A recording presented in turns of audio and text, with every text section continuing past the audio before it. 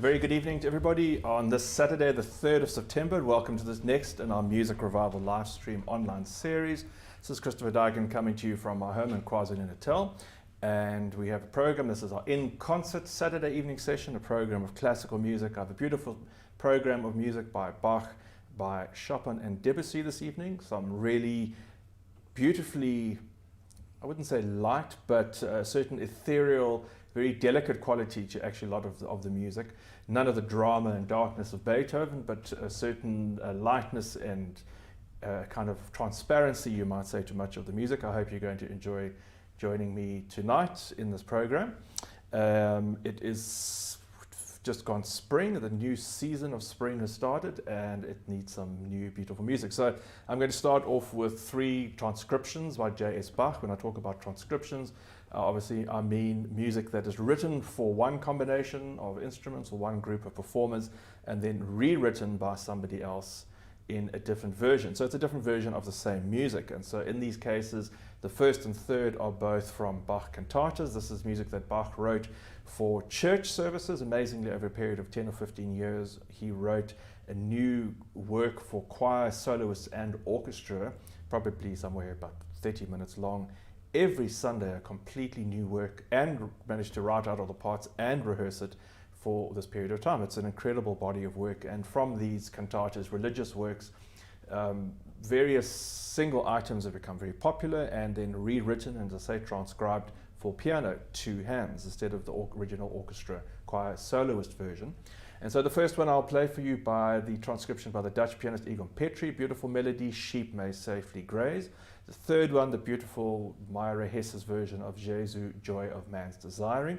And in between that, I play a beautiful prelude, a very simple prelude, a reworking of the prelude in E minor by the Russian pianist Alexander Silotti. So these are 3 very calm, very transparent, and I think very beautiful works by Js Bach to start this evening's program.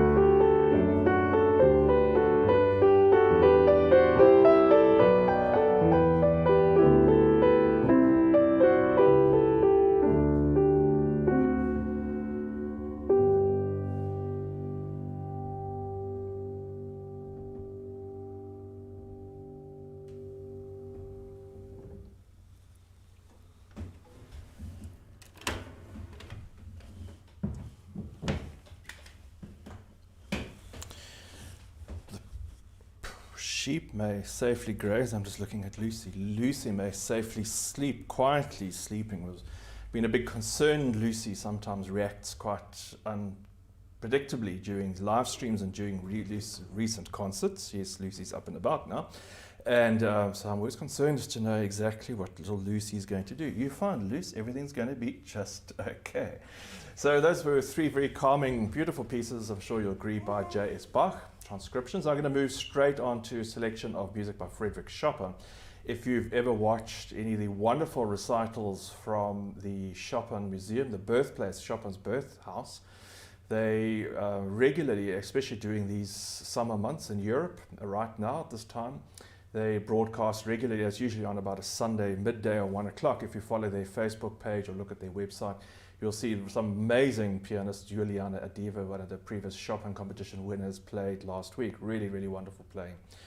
And they often cut in their live streams, they cut to scenes of the garden, and in particular, their sort of mascot, their pet frog, which apparently is living in the pond outside. And it just makes me think that I can hear the change of seasons, because this is the first live stream in months that we've heard the croaking of the toads and the frogs outside. So Lucy's got some competition for noises this evening, some extraneous noises. So I'm going to go into three waltzes I'm going to start with by Frederick Shopper. I thought instead of just playing a random selection of waltzes, I'll play a whole set of three from the Opus 34. These are three quite contrasted pieces. The very first one is very extended, number of brilliant and beautiful melodies strung together, number of different ideas, a grand valse brilliant, as he would have called it. The second one, very melancholic and has a recurring theme, a recurring, quite haunting, melancholic refrain in the left hand. And just when you think the piece has come to a very logical conclusion, Chopin then extends into a beautiful ray of sunshine as he opens up into a whole new idea, then concludes quite gently. And the third piece, the famous Waltz and F Major, sometimes seen as a bit of a companion to the very celebrated Minute Waltz, Opus 69, because like the Minute Waltz, which played very fast. Apparently the music was inspired by Chopin watching his dog chase its tail. And so this particular one, an F major,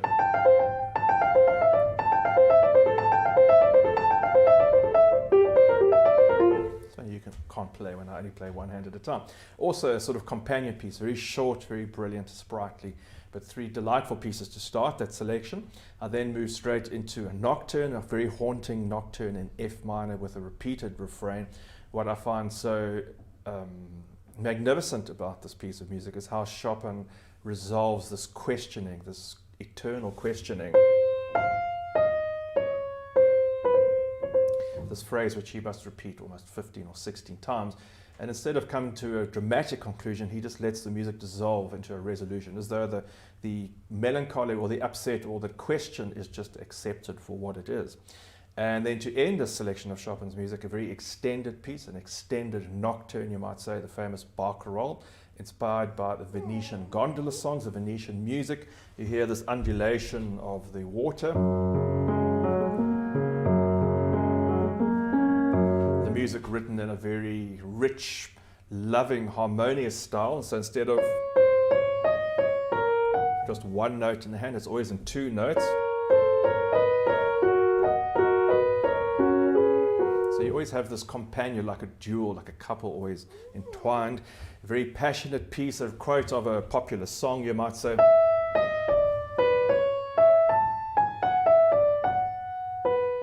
In the middle, very effusive. Chopin even writes the word sfogato, which means like mist or like fog in one particular passage. Beautiful. I think it's one of the most, it is Chopin's most magnificent composition. And then this great climax, that melody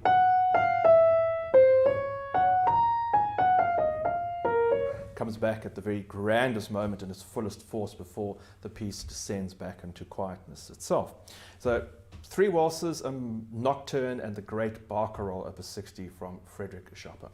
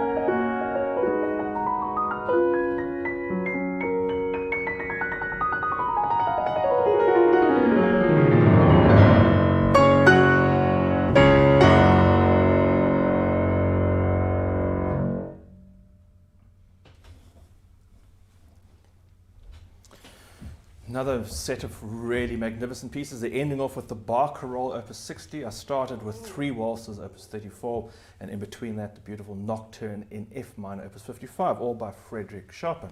Really some of my favorite music, but as I said in this evening's program, a selection which has a certain lightness and a certain ethereal transparency to it.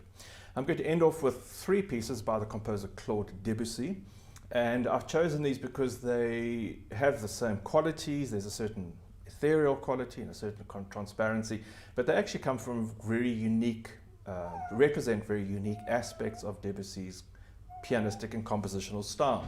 What's fascinating about Debussy's music is the incredibly radical change in the way that he not only creates different sounds and chords and harmonies, but that he actually creates a completely radical shift from one period in his life to another in terms of how he approaches the piano. So in fact, the first piece I'm going to play is one of the later pieces, one of the last pieces composed in his last years. From the Preludes, the very famous Girl with the Flaxen Hair, La Fille au Cheveux de Lampe. And in this piece, you hear this quality that we associate with Debussy's music so much, this transparency, the beautiful quietness, the ethereal hanging sounds in the air. Second piece I'm going to play is also a very late composition, but written in a very light style, in almost a sort of cafe popular music style, something in the contemporary fashion of the day, a piece called Le Plus Collant, or As Slow as Possible. And it has a very sort of sultry cafe atmosphere with very dense harmonies, but again, a very effusive style.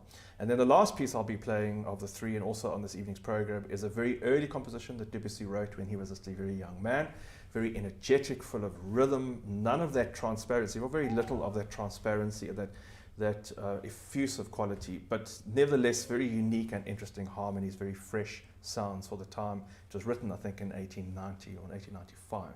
So these 3 pieces, very, as I say, very contrasted, but representing different elements and different aspects of Debussy's output, should I say.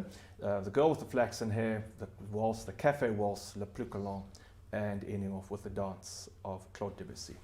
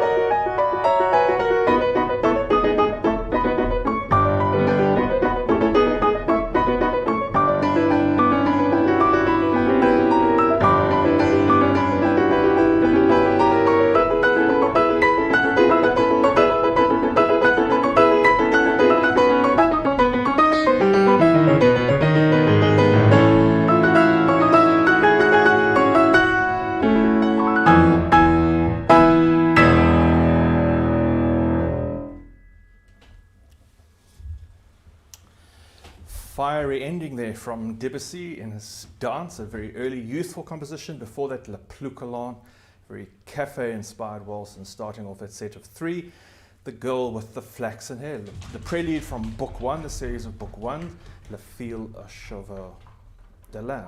Speaking of someone with flaxen hair, here is little Lucy, who has of course been waiting so patiently to make her an appearance. Yes, Luce, how are you doing? Look at your beauty. Oh, you're desperate to go to the parlour.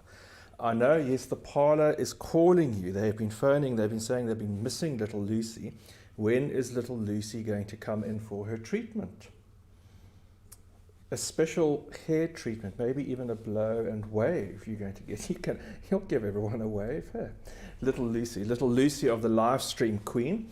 And little Luce, dare anyone ask, what have you been doing today?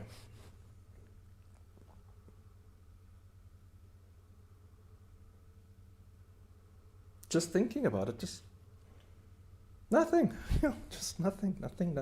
Well, you're allowed to, Luce. That's because you're just sweet. Little Lucy, little sweet Lucy.